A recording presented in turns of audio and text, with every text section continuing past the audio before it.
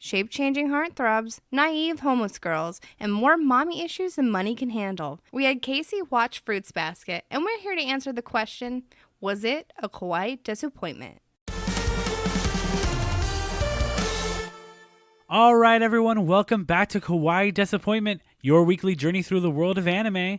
I'm your host, producer, and weeb of all trades, PJ, and my zodiac sign is the dog. Hi, I'm your secondary weeb, Skylar, and my zodiac animal is the horse. And with us is Casey, what zodiac sign are you? I'm a Libra. Well, not Libra, Chinese zodiac. I'm going to assume you're a sheep because we are your shepherds here into the world of anime. Casey. Oh my gosh. You know what? My name's Casey, and I'm the basket case that's just a little bit fruity. And if that wasn't enough of a hint, we are watching Fruits Basket this week. Yay. All right, Casey, as per usual, we have sent you the name of the show as well as the poster for season 1. So right off the bat, why don't you tell us what you think the show is going to be about? Well, I assume that I maybe had some sort of choice in this because when you think of Fruit Basket, well, who do you think of? Me. Because I love sending fruit baskets, obviously. That's what I mean by that. I think this show is going to be about a bunch of kids doing an after school program where they send fruit baskets to old people because old people need fruit. I love it. So Casey, looking at the poster, there's a few characters on it. Why don't you tell me who you want to start off talking to us about? Okay, so there's this girl in the front. You maybe know who the character's name is. I don't know what her name is. I feel like it's like a Belinda, maybe. I don't know. So Belinda in the front, what I thought of when I saw her was that she loves Sailor Moon and has just kind of made it her identity because that's what her outfit is very like telling me. Like she is, she's a stan for Sailor Moon. Yeah, that's what she invests her money in. Why don't you tell me what you think about this character with the gray hair? Oh, I'm so glad you asked. Okay, so the gray-haired boy, he totally works at Abercrombie & Fitch, and he refused to help me one time because he's fat-phobic. Interesting. Oof. That's what he said. That's right. Casey, you are not fat. I'm coming out as fat, you guys. You heard it here. Are you fat? We're going to have a fat coming out party. Finally. I hope there's food. We'll continue clockwise from there. What do you think of this woman in the back with blonde hair? Okay, yeah. The blonde girl, she has a name that's like Apricot. Like that's her name is like Apricot. And she buys a lot of knockoff jewelry from the thrift store, and she wears bird feathers in her hair. You know the type. She's very Kesha. Oh, yeah. We all know the type. She goes to Burning Man every year. Absolutely. Because she wants to be free. We are who we are. She wants to be free. What do you think of this character with the black hair? Oh, are you talking about the girl in the back? The girl, yeah, we're going to go clockwise, as per usual. I also don't know what clockwise is. I'm just kidding. Still doesn't know. Okay, so the girl in the back, I'd be friends with her because in school, like, she would have totally let me copy off her biology homework because I was way too lazy to do it. And in return, I would, like, give her advice on maybe what she should do with her bangs. So, like, that's definitely the energy I get from her. Yeah, like super smart, but like reserved, but like pretty chill. Yeah, it's basically the plot of Wicked. She is Elphaba and I am Glinda, full on. I'm helping her become popular. What do you think about this guy with the black hair? Oh, the guy with the black hair. Okay, I'm trying to reach a certain audience with this comment. I feel like he reminds me of like the Undertaker's ministry in WWE circa like 1999. Full on maybe was like. He was just because he's wearing all black? Yeah, absolutely. Or maybe he's a druid for the Undertaker. It's big Undertaker vibes, like for sure. All right, he's like Paul Bearer's assistant. He's the assistant to the assistant, basically. He's assistant to the assistant to the assistant Full manager. On. Makes sense. And finally, what do you think about this guy with the orange hair? Okay, so the orange hair guy is in the closet, and he's likely going to date that girl in the front, Belinda, but like. After high school, he's going to tell her, like, I had no idea, but, like, I think I'm in love with men. And she's going to be, like, shocked. But then in, like, hindsight, we're going to realize, like, he was obsessed with Chris O'Donnell and Batman and Robin and, like, can recite the words to Charlie's Angels Full Throttle. So totally that energy. It's a Will and Grace kind of scenario. Absolutely. Yeah, no, it's full on Will and Grace. Well, Casey, we have your predictions of the plot, that it's going to be an after-school program where students send out fruits baskets to people. And we have your predictions on the characters and some of their names. So we are going to take a break, have you watch episode 1 and 2 of Fruits Basket, and we'll be back with your thoughts and your opinions. Yay. I thought you were going to say your thoughts and your prayers. That too. With your thoughts and prayers, we wish you all the best in your XOXO. future endeavors. Gossip Girl. All right, stay tuned, everyone. We'll be right back. He's a prince of school and he ain't no fool. He's the most beautiful guy, he makes me drool. We all love him and we worship at his feet. Try to claim him and you'll suffer great defeat. Prince Yuki! Hi, are you in love with Prince Yuki? Do you long to be held in his arms? Do you want to dress him up in pretty dresses? Do you hate loser Tohru Honda because she always hangs around him even though he clearly hates her? Do you wish to protect his purity at all costs? Then you should join the Prince Yuki fan club. We meet every Monday, Wednesday, and Friday in class 21B. We hope to see you there. All right, everybody, we're back from watching episode 1 and 2 in Fruits Basket. Now, Casey, the energy from this anime is so much different from the other 2 animes that we saw. How do you feel about that? Definitely. I felt like this was kind of like, not like a soap opera, but like, I don't know, it was very romantic and like feelings based, and whereas the other ones, I don't know, it's more about like, it's more of like a hero situation, and this one was felt like very, I don't know, romantic. Does that make sense? Yes. So the interesting thing is the 2 other animes that we've seen, those are both considered shonen animes. And this is your first kind of experience during this podcast watching a shojo anime, which is for young women, like young girls. Yeah, like literally shonen translates to young boy and shoujo translates to young girl. And those are the marketed audiences for the products. I was wondering. Okay, so we're just going to jump into it. If you guys want to give me any comments, jump in. People in America, we call it Fruits Basket. In Japan, it's Fruitso Basukero or Furuba. A lot of people refer to it as Furuba. It is by mangaka Natsuki Takeya. The series went from 1998 and 2006. And then an anime series was created in 2001. They only did 1 season of it, so it was very kind of disappointing. Honestly, the art was a little unattractive, but people love it. They have a huge soft spot for it in their hearts. And then April of last year, 2019, a reboot or a remake of it came out, directed by Yoshida Ibata. So we begin the episode with an image of God surrounded by animals, and it's really cute. And then it cuts to Tohru Honda, a high school girl living in a tent in the woods, when she passes by a nearby house and is drawn in when she sees a cute mini zodiac set. While looking, she meets the home's owner, Shigure Soma, after discussing the zodiac and how she feels bad for the cat. Shigure asks her, "What do you mean?" And he's like, "Oh, okay." He seems surprised that she actually knows what it is. Basically, a very, very, very mean rat tricks the cat and tells him that the banquet that God is having for all the animals is the day after than it actually is supposed to be.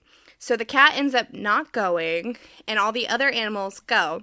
And it even jumps into the fact that the rat rode the back on the cow and then jumped off so that he would be first in line. Because the cat missed the banquet, God did not let him be part of the zodiac. Did you know the story at all before this, Casey? No, but I did recently watch the movie The Zodiac Killer, so there's that. That is actually the live-action remake of this show. Today's episode is The Zodiac Butchering. Oh my god.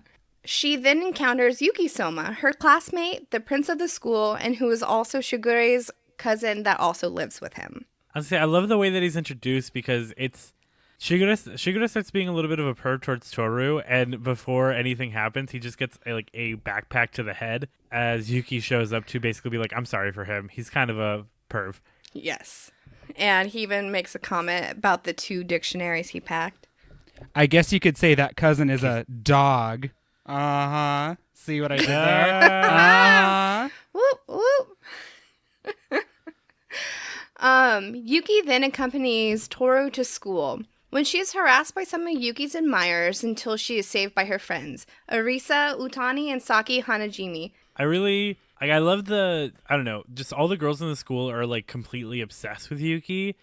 Like to the point that the second that they were both late at the same time, they were all up over her and ready to like gut her. Full on. Yeah, it gets pretty intense.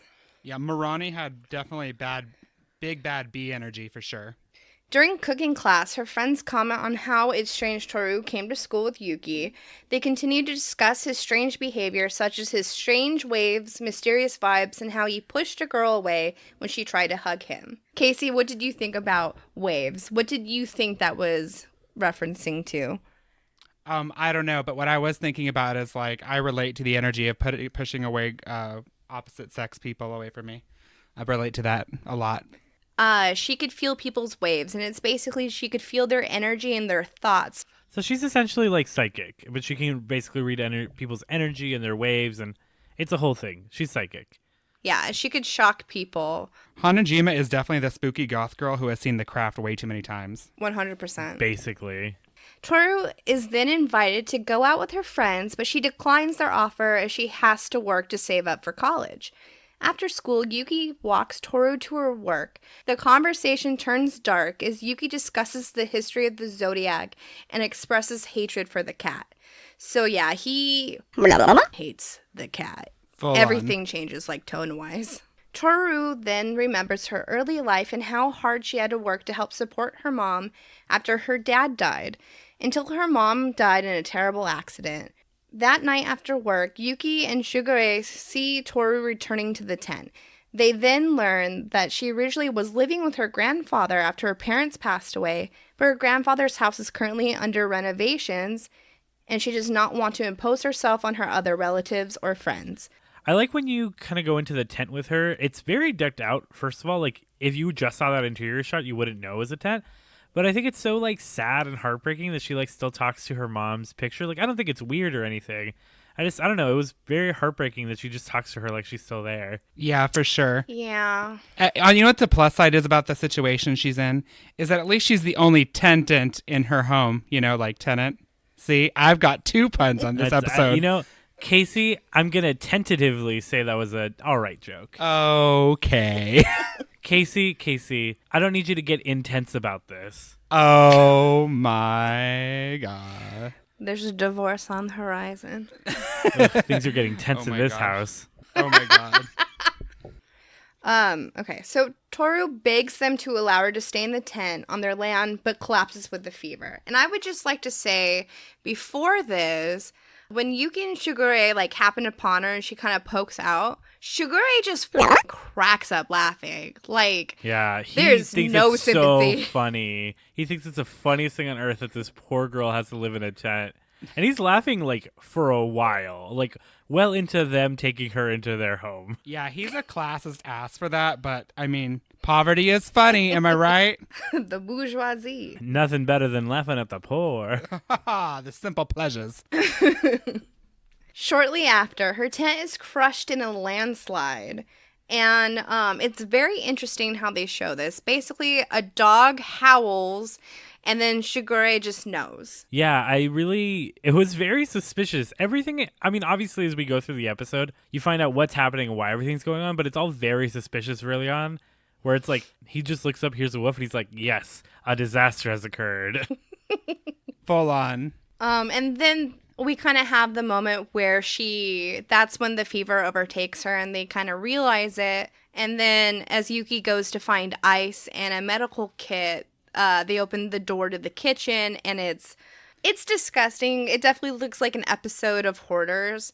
Yeah, they just kind of make it into a punchline. But the chaos of that is what kind of leads to some things later on. You know what's kind of interesting, Skylar, is that it's when she's waking up from that fever she was in.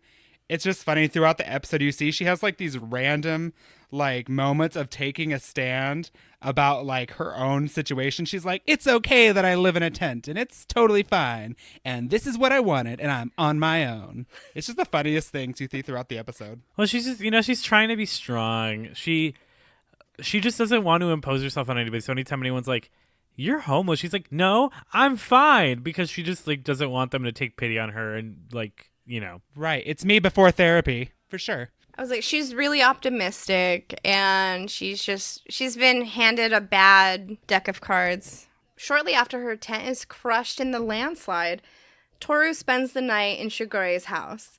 She tells him how she will forever regret that day her mom died because Tohru was too tired to say see you when you get back. That's such unnecessary guilt for someone to take on themselves, but like that's totally realistic. Like I know plenty of people that have like intense survivor's guilt for like something that is completely out of their control. Yeah, it's really sad. Maybe she wouldn't have even liked that greeting anyways. Maybe she should have done like a see you later. Like, I don't know. That would have changed Alligator. everything. Yeah, exactly. In a wild crocodile. That's when you find out that her mom was the alligator zodiac sign. Full on. No wonder she couldn't drive that car. She was an alligator. There you go. Too soon. Just kidding. As she sleeps, Yuki articulates to Shigure that he is able to relate to her background with him thinking he had broken free of the other Somas. But he's not really. Leaving to take things from here, he intends to dig up the landslide. He will not be alone and will have plenty of help as his eyes shine purple and a mass of rats appear. What did you think at this part, Casey? Yeah, I was scared. This reminds me, one time I went to New York and I was riding the subway and I had seen rats on the tracks and that terrified me. So to see a guy who had basically weird rat powers where thousands of rats would appear behind him basically gave me the heebie-jeebies. I was going to say, because at this point you're not really given any context to any supernatural, happenstances later on. So it's weird. I just thought it was going to be like Zardulu. Do you guys remember Zardulu? Or did you guys ever hear about Zardulu? No. Sounds like a magician. Zardulu is this performance artist in New York that has trained an army of rats. Oh. And there's a big speculation and a lot of conspiracy theories that every viral rat post is actually part of Zardulu's art. So Pizza Rat was apparently trained by Zardulu, and Selfie Rat was apparently trained by Zardulu. Zardulu sounds like a clout chaser, God. though, just to be honest, trying to take credit for all these poor rats' hard work. Yeah. Well, if anyone wants to learn more about Zardulu, listen to the Reply All episode on Zardulu. Okay. PJ is being controlled by Zardulu now, just so you guys know. Ooh. I am Zardulu. I knew it. Does he make any money? If so, where's our money? She doesn't. I don't think. My bad. She's just a performance artist. Okay. Misgendering Zardulu, Skylar? Really? Shut up, Casey. I know you were thinking the same thing. I could feel it. It's Zardulu, the Mythmaker. Interesting. I can feel your waves, Casey. I can feel your waves, Case. Well, it's a heavy month. You should feel them. A dreaming Tohru recalls her mother noting she has a fever and remembers her advice for Tohru to live life at her own pace, while recalling a moment from her childhood involving her and an unknown boy. Yugi excavates Tohru's possessions, including the photo of her mom, and Tohru accepts Yuki and Shugure's offer to live temporarily with them. During this scene, it's really cute because you really see that Tohru doesn't want to burden them. They really have to convince her to live with them. She is such a simp, as the kids say. Also, that's not what simp means, Casey. You're Skylar, wrong and you're she's old. a simp. As my Gen Z friends would say, she's a total simp. Everyone calls her Simpu Honda. Oh my God. Simpu Honda Odyssey. Yeah. Casey, do you know what a simp is? I have no idea. I'm just trying to be young and relatable. Yeah, we could tell. Dab on those haters, Casey. And I oop. Wow, okay. This is fire. While moving her things to her room, Yuki is attacked by his cousin, Kyo. And you know what? Actually, you see him a little bit before this. As they're walking up the stairs, if you're paying attention to the background, he's just awkwardly standing in the tree in the window as you're going upstairs. So he's a stalker. Yeah. And he proves to be dangerous, so yeah. Yuki's attacked by his cousin Kyo, who suddenly appears to challenge him to a fight. Amidst the commotion, Tohru ends up slipping, and then she accidentally embraces Kyo, who then turns to a cat. It's very traumatic for her. What did you think when this happened? I was thinking, oh my gosh, is this now? First of all, I thought, great. Now there's another guy in the love triangle that she's going to want to get tag teamed by. But also I thought, is this like technically going to be bestiality or not? Because like they are animals, but they're not. I don't know. That's what I was thinking. She seemed really surprised by that. In her confusion while holding Kyo as a cat, she bumps into Yuki and Shigure, who then turn into a rat and a dog. And it's this very, again, just adding to the confusion for her. And then it closes out the episode. They're real cute as animals. They're super cute as animals. Yeah, super cute. You know, it's funny. She doesn't just trip into them. Like, I think it's something like where she's walking from the destruction that Kyo did to the ceiling, like another piece of wood or like a brick or something just falls on her head. Oh, yeah, and she that's falls. why she falls forward. What did you think of episode 1, Casey? Episode 1 was really, really fun. Like I said, it was a huge adjustment, I guess, compared to the last 2 animes we watched. But no, it was really fun. It was just so beautiful, like visually stunning. I really appreciated just the way, just like how the animals were drawn and like how the city was drawn and just the characters. I really enjoyed it. Nothing but nice things. Like I said, might not be like my type of anime I can tell so far, but I really enjoyed the fun, different type that we were exploring. Oh, so we jump into episode 2. They're all animals. Title of the episode. A shocked Tohru is beside herself that her new friends have turned into animals. She's holding all 3 of them, goes downstairs because there's a knock at the door. There's a delivery man. She's trying to articulate that these are animals. And he goes, yeah, you're right. Those are animals. And then Shigure uses a stamp to accept the package, and he just thinks it's cute. He just thinks that it's a well-trained dog. Shigure explains that apart from himself, Yuki and Kyo and 10 other members of the Soma family are possessed by animal spirits of the Chinese zodiac. Whenever they feel weak, stressed, or embraced by someone of the opposite gender, they transform into those animals. And when they transform back, they're completely naked, and that's when they pop back into their human forms. It's pretty so funny. Immediate. Yeah. I've seen that porn before. Yeah, same. Oh, no. But you know, it's so funny because Tohru is so innocent, and she like literally the first time really getting to know all of them, just immediately sees all of them naked. Yeah. While Tohru digests the information, Yuki and Kyo bicker, and Kyo blames them for letting a girl into their home. Angered, he punches the table, accidentally causing one of the ends to hit Tohru in the forehead and making her bleed. What a goddamn Kyle. Just like so many anger issues. So much destruction of property unnecessarily. Kyo is super close to Kyle in general as Honestly, a name. yeah, it's just missing 2 letters. He should be wearing sunglasses and a shirt that says monster.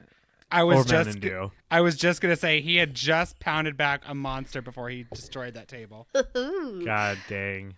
It's so funny because you think he just broke it, and then it just slowly reveals that she's bleeding from her forehead.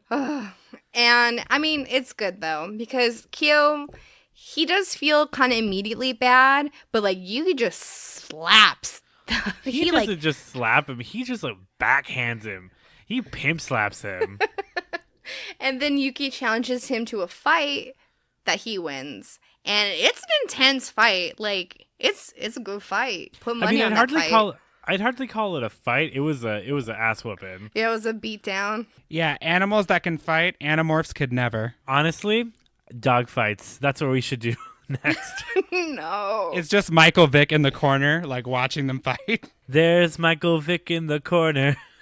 There's him in the spotlight. What if we had people with, like, dog names fight each other? That way it's not, like, unethical. It's not, like, cute little puppers fighting. It's just, you got Snoop Dogg versus Little Bow Wow. You could cut this out, PJ. It's fine. Yeah, I might keep that in. I like it. Tohru realizes that they're running late for school, and school's super important, so she needs to head out. Shigure lets them know that he has to meet with the head of the family and explain the situation. As soon as he says that, everyone gets super dour. Yeah. Which, I mean, obviously, we've already established that Yuki is clearly trying to be removed from the Somas in episode 1, so probably that has something to do with why his mood changes so instantly. Exactly. Also, can we just talk about real quick when Shigure is putting the bandage on Tohru? It's like super like he like grabs her chin super seductively. It's very sexual. Oh, I was literally going to say, like, oh, it was cute and doting. And I was just like, oh, no. Ooh. Yuki is concerned that her memory would be erased by the order of the family head Akira Soma. But Shigure does not believe the situation is the same as the previous incident, when a younger Yuki had turned into a rat while playing with friends. At school, the Yuki fangirls bother Tohru, and Hana chases them away.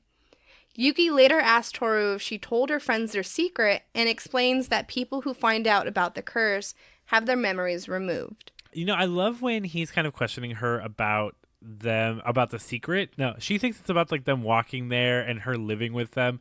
Like she's so she's so innocent that she doesn't even think that the secret is that they are zodiac animals. Like she's just like, I didn't tell anyone that we're living together. I don't want people to get the wrong idea. And he's like, that's not what I'm talking about. Then he has a memory of what we can assume is the family head saying that they're disgusting and sickening, and anyone that Sickening. Sickening. Anyone that sees them would be sickened by what they are. Been there. When he asks her if she's sickened, she just changes like, no, I'm not sick anymore. Like, it doesn't even occur to her to have any negative feelings towards them. I do appreciate that they are practicing the ancient art of snitches get stitches. Hell yeah. Well, snitches get their minds erased. That too. Tohru, sensing his stress, accidentally hugs him, turning into a rat in the middle of the classroom. She needs to stop touching the rat boy. Can she stop touching the rat boy, please? How could she? I wouldn't be able to stop touching the rat boy. Are you a Yuki fangirl? Are you gonna... No, because Casey's No. she Answer needs the to stop question, touching PJ. him. Are you a Yuki fangirl? No. Are you sickened? Casey, are you, Are you a sickened? Yuki stan? You know, the Yuki stans get upset. Casey, are you a Yuki stan? I am not. I have not found. I mean, which one's the orange-haired one? I'm more of a fan of the cat guy. That's Kyo. Kyo. Yeah, I'm more with him. Now, so very, very similar to the early 2000s for Twilight, where people were Team Jacob and Team Edward. There's definitely a Team Yuki and a Team Kyo, and I'm happy, so happy to welcome you to the best side. Yay! I love that for us. Yeah, he has a better grasp of boundaries than like the other guy does. Like, I'm sorry. I love that he's the Yuki guy is like, because that's the gray-haired one, right? Yeah. Like, I love that he's so like generous and like, let's have her come to my house or whatever, blah, blah, blah, blah, blah. It's okay, like whatever. But no, like I'm real. I'm territorial. I'm like the cat guy. Like, lady, you better back up. Don't be coming after me, trying to hug me, be all up in my face like that. Right. She'll be sad, but she'll accept it. She does have one request, which is that Yuki remains friends with her, even if her memories are white. She settles for so little. The bar is low, but she has nothing, so... I was about to say, you could tell by the entirety of her life up to this point that she settles for very little. Yeah. Yuki is touched by Tohru's request and is surprised she isn't disgusted by him. Later, Tohru comes home to Kyo in her room, fixing the roof. He tries to apologize, but his awkwardness around girls leads him to yell angrily at Tohru. This is something that we just keep saying. He can't stop yelling. Well, because he's about to finish apologizing. It's already hard enough, but the second that Shigure is like, we're home, he's like, I'm out of here. Yeah. Elton John was right. Sometimes sorry is the hardest word. Shigure arrives home announcing that the family head has permitted Tohru to live with them and keep her memories. Much to Tohru's relief, in order to not be a burden, she cleans the kitchen and makes a delicious meal. This is the part where Yuki is like, oh my god, we have a rice maker? They also show it earlier when she's at her work and she's just like powering through cleaning an entire hotel. And then just here, like in a day, she cleaned like the worst looking kitchen I've ever seen. Like she's just a powerhouse cleaner and cook. She's just born to be a housewife. Yeah. Same. Just kidding. Has anybody else from the first episode and the second episode been craving rice after seeing this? Like the rice looks so beautiful in these episodes. Yeah. I completely understand. That's like how you crave Chipotle anytime you watch David Dobrik. That's just good marketing, baby. I get the same way when I watch Pippi Longstocking, the 90s movie. Like, because when she makes pancakes, that's candy like... canes? What? Candy canes. I've never seen Pippi Never mind. Longstockings. Never mind. Ignore the candy cane. Yeah. Anyways, Pippi Longstocking, pancakes, everything. Just saying. Well, I mean, it's funny you mention that because, like, rice balls has, like, a very big theme in this anime. So Shigure comes home with an angry Kyo, and when they ask why he's so angry, it turns out Shigure tricked him in taking an entrance exam for Yuki and Tohru's school, which pisses off Yuki. Yeah, school sucks. Is that not the message here? Just kidding. Yeah, guys, if there's one message I want to deliver from this show, this episode, it's that school is stupid and you should drop out immediately. Is that right? I think so. School's for losers. You heard it here. So basically, we learned that Kyo, he had been off training, so he's not really used to a school environment. Kyo then shouts at Tohru again, and she reflects on how after so many years of wanting to be the cat, she finally meets him, and he hates her. Yeah, it's very poetically bittersweet. Meowza. Meow.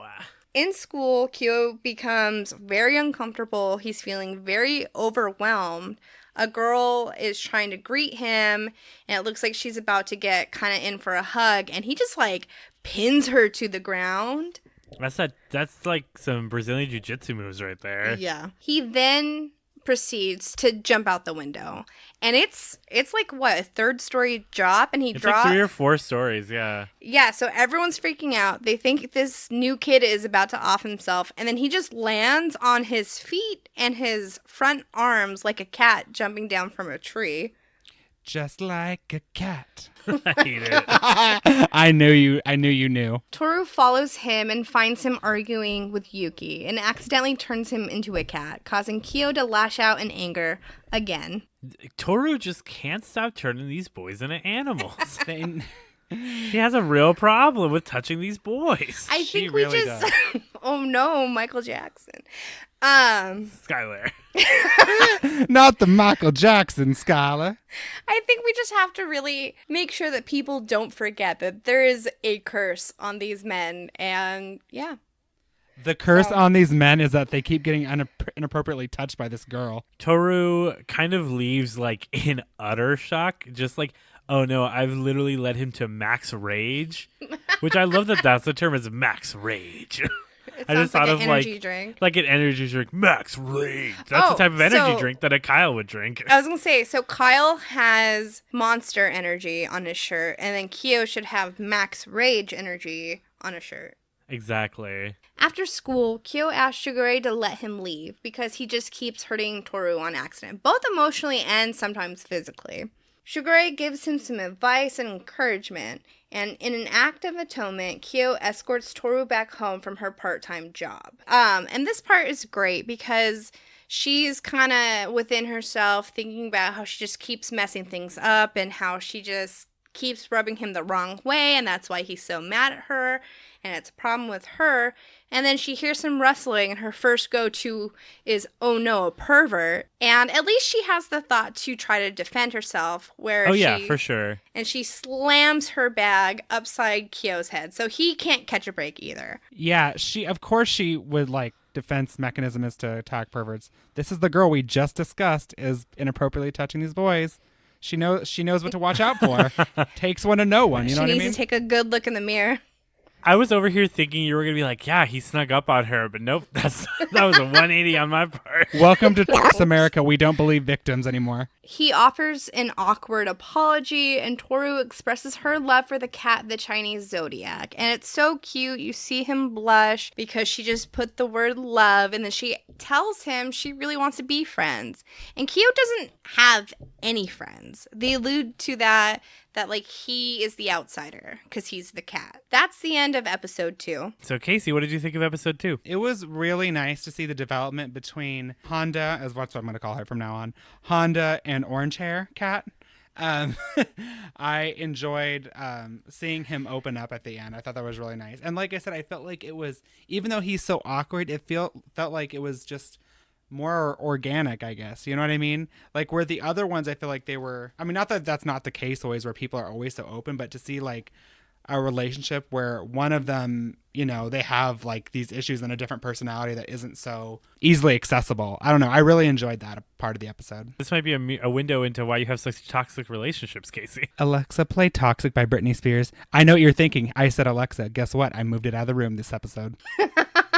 I'm toxic. Okay. Anyways, continue on. So, Casey, now that we have your thoughts on episode 1 and 2 and just kind of your thoughts on the show as a whole, let's talk about one of Skylar's favorite things of any anime, the intro and outro. So, Casey, what did you think of the intro song for this show, which we only heard in episode 2 because it wasn't in episode 1? Yes, which is titled Again by Beverly. I really loved the intro. I wrote down for this, I was like, the opening is like a late 90s piano ballad. I said Mariah Carey needs to do the song for the movie, and that's who I'm pitching this for this episode. I know you know what I mean? I also got intense Mariah Carey vibes, especially like the whistle note at the end. I was like, this is a Mariah Carey song. It needs to be. It's so good. For the movie, Mariah, if you're out there, check this out. The closing song is titled Lucky Ending by Vic Blanca. The outro, I thought it was just very romantic and beautiful. I think like if it was, you know, 2 a.m. under normal circumstances, I think I would definitely hear this at like a piano bar with some girl crying, trying to sing this at the piano bar for sure. What did you think of the visuals? You got to see a lot of the other Soma family members and obviously a little bit of allusions to what animals they portray. Yeah, it was nice to just get a little introduction to maybe the other characters I'm going to get to see. I'm excited to see more of them. That's what it made me feel. All right, Casey, if you had to give us a prediction for what you think the entire rest of the series would be about, why don't you give that to us right now? I'm glad you asked, PJ. I think the rest of this series is going to be about which one of the animals the girl is going to hook up with. Honestly, after episode 2, I'm really not sure which one of them it's going to be. It could be one of them. It could be 2 of them. It could be all of them. Who knows? She may be that kind of girl. She may be that kind of chick. I think also maybe she's going to find out that she's an animal, or like her friends are going to be an animal or animals or whatever. There might be a tie in that with them. I think maybe her mom is an alligator. Or just some sort of animal. She's alive. A dead alligator? I think the idea that she's actually descendant from one of the Zodiacs would actually be really interesting. I like your theories, Casey. Yeah, her mom is definitely a pair of dead alligator boots now. My favorite type of dead alligator boots is dead mom alligator boots. Who doesn't? Lugs makes those. All right, Casey, with all of that in mind, we are going to have you watch a playlist that we have curated of little moments here and there that we think will give you some additional context to the show, as well as maybe make you even more excited to watch it. So we are going to take another quick break to show Casey that, and we will see you all real soon. Don't you really want to know? I just want to know if Prince Yuki and I will ever get married. No. Everyone, please stop calling and asking me this. Well, what do you know? The waves can reveal things that you will never see by yourself. Hello, Madam Hanajima. I just wanted to see if your psychic waves can predict if Yuki and I will have 3 children or 4. None. You will never end up with Yuki. Please. I have actual psychic powers. Can someone with a real question call in? Call me now for your wave reading, unless you want to know about Yuki. Then please do not call.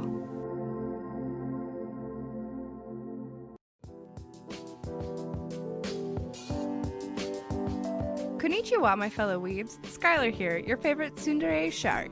Thank you for listening to our Sad Boy Shoujo podcast. We really appreciate all of you listening to our podcast. We may not be as rich as the Soma family, but we have way more podcast listeners than them. Take that, Akito. You know what else we'd like to have more of than them? Followers. Follow us on Twitter and Instagram at Kawaii Desupod. Find us on Facebook by searching at Kawaii Desupod or Kawaii Desuppointment Podcast. Or go to our website, kawaii-disappointment.pinecast.co, for links to those socials as well as our episodes. Even cooler than following us is telling your friends about us. You want to be cool, don't you? A few notes for this episode. We have new mics, but we're still figuring them out, so please bear with us as we continue to get better and better. Later on in the episode, I refer to the monkey zodiac member as Renge, which I meant to say Ritsu. I have brought great shame upon this podcast, and I apologize profusely. Next week, we'll be back with a brand new episode as we celebrate the season of scares by having Casey and PJ watch Tokyo Ghoul. We hope you'll join us.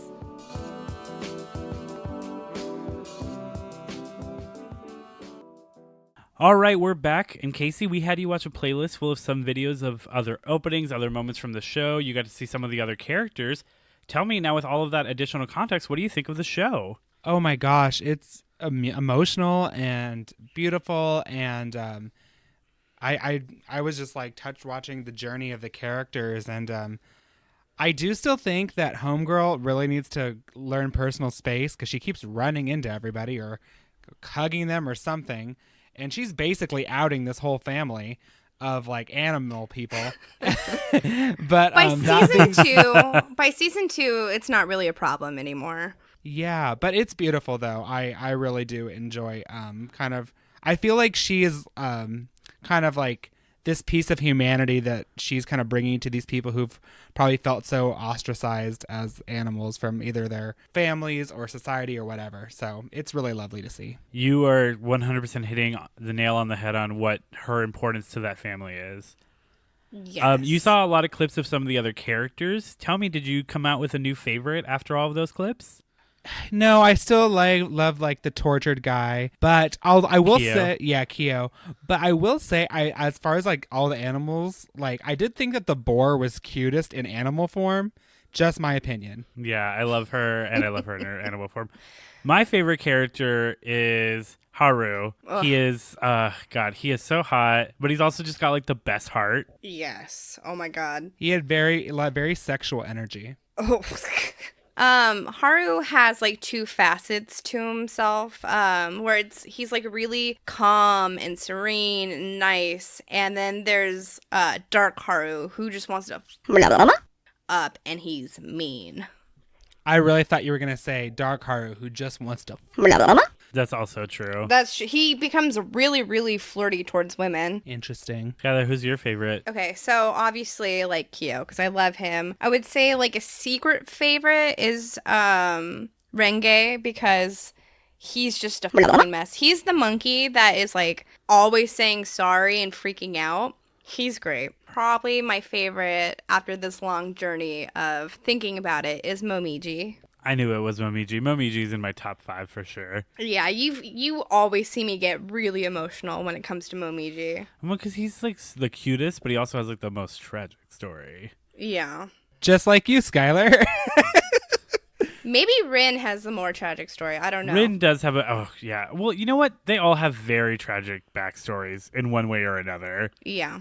So yeah, it seems like all of these characters have mommy issues, and I really hope they get the help that they need. Well, you know, it's really interesting because I think it's part of like the curse. And Sky, you can correct me if I'm wrong, but I think it's part of the curse where when you're born as a Zodiac, your mother, or I guess your parents, but it's more so your mother, either just has like this instinctive need to love and protect you, or they hate you. They hate that they birthed this abomination and either want to kill you or they want to kill themselves. It's true. There's a lot of Just like real life. a lot of suicide.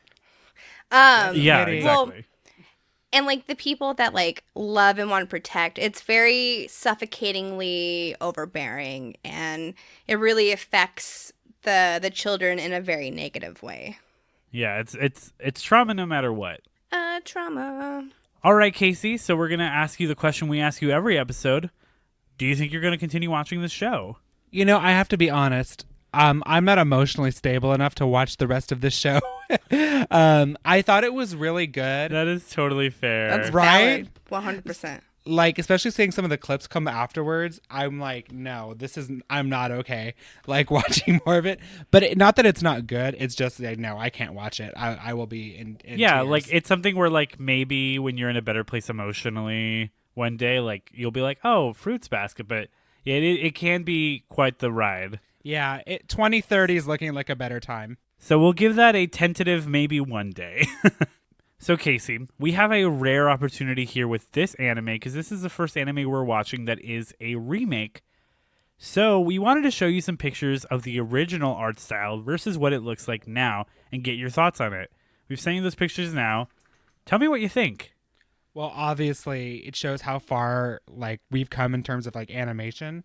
I think like if I'm looking at both like side by side, obviously like obviously the original has like a nostalgic feeling of that sort of animation, but the one now is just so beautiful and much more like visually stunning, more soothing, I guess. That is a phenomenal opinion, Casey. I'll share mine. I hate the original art style. Yeah, I second that. I hate the original anime style, and people will die for this anime, and I don't get it. Like, I understand the love for it.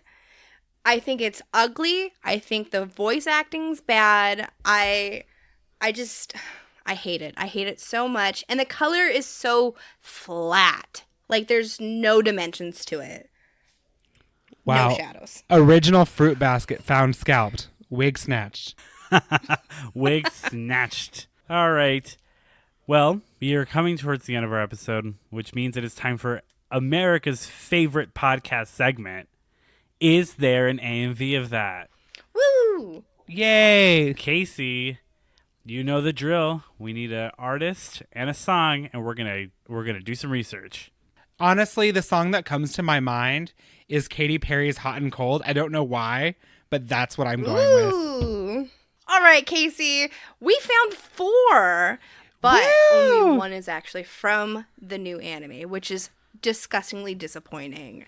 But that's still full points right there, baby. That's a 3-pointer. I'm the Kawaii Desu master. Well, we do have a secret 4th point that we do every episode. Skylar, is there an AMV of Evanescence's Bring Me to Life? And you know what? I'll even add my own spin on it. Is there specifically at least 3 of Kyo? 16, 17, 18, 19, 20. We got 20, and it, based off the thumbnail, it looks like a lot of them are Cursed Cat Kyo. Wonderful, wonderful. This is a full 4-pointer Yay! for Katy Perry's Hot and Cold and Fruits Basket. Yay! Woo! You know, I wonder if we'll ever get to the point where we actually pick, because like when we talk about who should sing the theme song, will we ever actually ask Amy Lee to sing a theme song for one of these episodes? Oh my God! Well, that was our hashtag last week, which was Evanescence anime OPs only. All right, but unfortunately, that is all we have for you guys this week. We hope you join us again next Monday for a brand new episode of Kawaii Desuppointment. As always, I have been PJ. And I've been Skylar, and I hate that damn rat. And Sugoi, it's been Casey. Ooh. And we hope your week isn't a Kawaii disappointment. Disappointment. Appointment. Woo. Tune in.